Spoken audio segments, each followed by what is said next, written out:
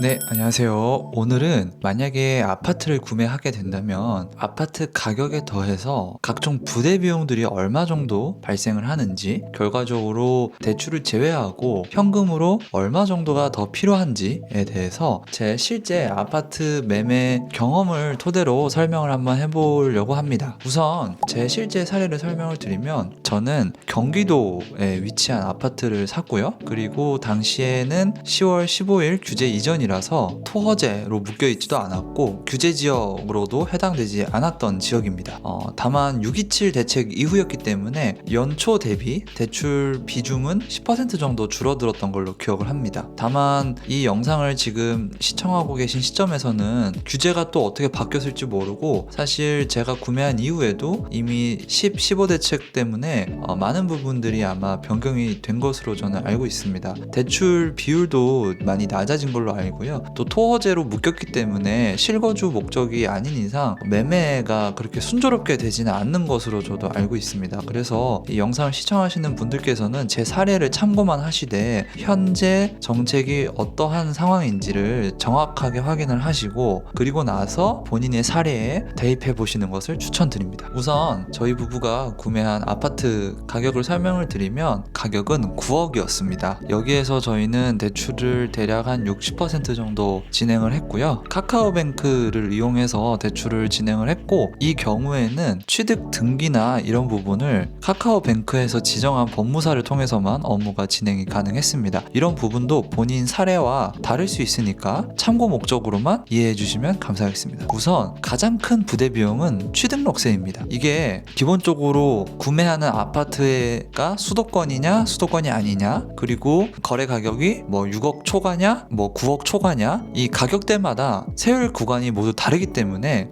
정확한 수치를 알고 싶으시면 제가 지금 소개해드리는 이 부동산 계산기라는 사이트에 들어가셔서 이 취득 등기 비용 탭에 들어가시면 취등록세 그리고 각종 등기 비용까지 한 번에 계산해주는 기능이 있습니다. 이것을 활용하면 되게 정확하게 부대 비용을 계산하실 수 있으실 건데요. 우선 저희는 생애 최초 취득이었기 때문에 취등록세에서 200만 원을 감면을 받았고요. 그래서 최종적으로 납부하게 된 취등록세는 2,750만 원이었습니다. 사실 이게 3.3%에 200만 원을 차감한 금액인데, 거래 금액이 뭐 9억 이렇게 되다 보니까 이 3.3%만 해도 어마어마한 비용이죠. 이 세금 같은 경우에는 대출이 당연히 나오지 않기 때문에 이 부분은 현금으로 준비가 되어 있으셔야 합니다. 뭐 저희가 확인한 바로는 카드로 결제를 하고 할부로 돈을 지급하는 방식을 선택은 할 수 있다고 알고는 있는데요. 어찌됐든 뭐 할부라는 게 뭐 대출처럼 뭐 1년 2년 이렇게 신용을 땡길 수 있는 개념이 아니기 때문에 빠른 시일 내에 현금 확보가 필요하다. 그래서 취등록세가 일단 가장 크고 확실하게 발생하는 부대 비용이었고요. 또 여기에 아파트를 구매하게 되면 국민 채권 매입이라고 해가지고 강제로 채권을 매입을 해야 됩니다.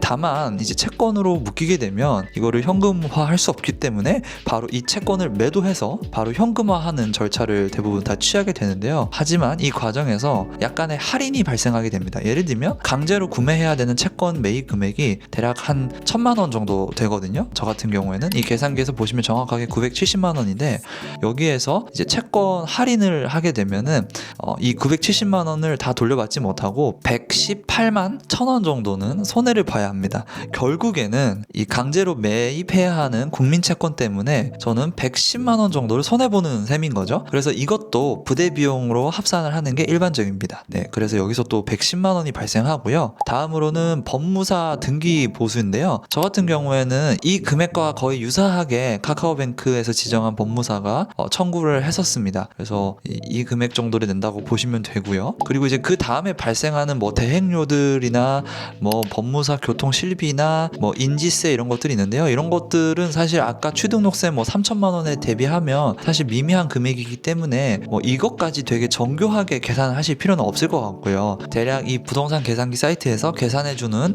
이 정도 수준만 고려하셔도 충분할 것으로 생각됩니다. 그리고 다음으로 이제 많이 드는 비용은 부동산 중개료입니다. 부동산 중개료 같은 경우도 법정 최고율이 있거든요. 그래서 여기 사이트에서 보시면 보수 수수료 탭에 가시면 이 중개보수 복비라는 탭이 있습니다. 이 부분을 누르게 되면 여기에 이제 매매가를 입력을 한번 해볼게요. 입력을 하고 이제 계산을 해보면 저 같은 경우는 450만 원이 나왔고요. 이게 부가세가 포함되지 않은 가격이기 때문에 여기에 10% 더하면 495만 원, 대략 500만 원 정도 들었다. 그래서 조금 전에 보았던 취득 등기 비용이 대략 한 3천만 원이었고요. 총 합이. 그리고 이 복비가 500만 원이죠. 그래서 여기서 총 3,500만 원이 부대 비용으로 발생을 했고요. 다음으로 발생하는 비용은 이사 비용입니다. 여러분이 이전에 살고 있던 집에서 이사를 와야 되잖아요. 저 같은 경우는 이사 비용으로 대략 한 80만 원 정도 포장 이사를 진행을 했고요. 이사 같은 경우는 본인이 갖고 있는 짐의 양에 따라서 그리고 위치에 따라서 천차만별이기 때문에 이 부분도 참고 목적으로만 활용해 주시고요. 대략 보수적으로 저 같은 경우는 100만 원 정도를 생각을 했었는데 그보다는 약간 덜 나오긴 했었습니다. 그리고 다음으로 이제 많이 들었던 비용에 대해서 설명을 할 건데 이제부터 설명드리는 부분은 저희가 신혼부부였기 때문에 좀 발생했던 좀 특수성이 있습니다. 신혼부부들은 이제 가전과 가구를 새로 맞추는 게 대부분이죠. 그래서 저희는 가전과 가구를 새롭게 들여오는 과정에서 이 부분에서도 비용이 꽤나 발생을 했습니다. 저희는 삼성전자에서 가전을 한 번에 세팅을 했고요. 나중에 이 부분도 정리해서 저희가 가전 어떻게 가성비 있는 매장을 찾아서 견적을 내고 구매를 했었는지 이 부분도 나중에 영상으로 설명을 드리도록 하겠습니다. 그래서 가전 같은 경우는 저희가 1,300, 1,200에서 1,300만 원 정도 들었습니다. 다만 여기서 유의하실 게 이게 이제 할인을 많이 받은 가격인데 이게 1,200만 원을 결제하는 게 아니라 여기에 한 1,000만 원 정도를 더한 한 2,000만 원 초반을 결제를 하고요. 나중에 한 6, 700만 원 정도를 캐시백 받는 형식 그리고 뭐 각종 상품권으로 캐시백 받는 형식으로 할인을 받는 방식입니다. 그래서 당장 필요한 현금 흐름은 1,300만 원이 아니라 한 2,000만 원대 초반이었습니다. 그래서 이 부분도 고려를 해 주셔야 되고요. 그리고 가구 같은 경우는 대부분 다 이케아에서 구매를 했고 이제 다만 침대와 붙박이장 같은 경우는 저희가 까사미아 업체를 이용했습니다. 그래서 가구 같은 경우 총 합해서 대략 한 700만 원 정도 700에서 한 900만 원 정도 발생했다고 보시면 될 것 같습니다. 그래서 가전과 가구에서 당장 필요했던 현금 흐름은 대략 2천만 원 후반 정도 발생을 했었습니다. 그래서 앞선 3,500만 원과 2천만 원 후반대를 합치면 대략 5천만 원 후반대 정도가 현금이 당장 필요했었습니다. 그리고 다음으로는 저희가 이제 아파트 매매를 하게 되면 신혼부부들 같은 경우는 실거주를 하실 텐데 아무래도 노후화에 따라서 도배 비용이 추가로 발생하거나 아니면 저희 같이 올 인테리어를 새롭게 진행하는 경우들이 있습니다. 저희 같은 경우는 이게 지어진 지 이제 30년 정도 되었는데 한 번도 인테리어가 진행이 되거나 수리가 된 적이 없어서 올 수리 인테리어를 진행을 했고요. 25평이었고 대략 한 5천만 원 후반 정도 발생했습니다. 부가세 포함해서요.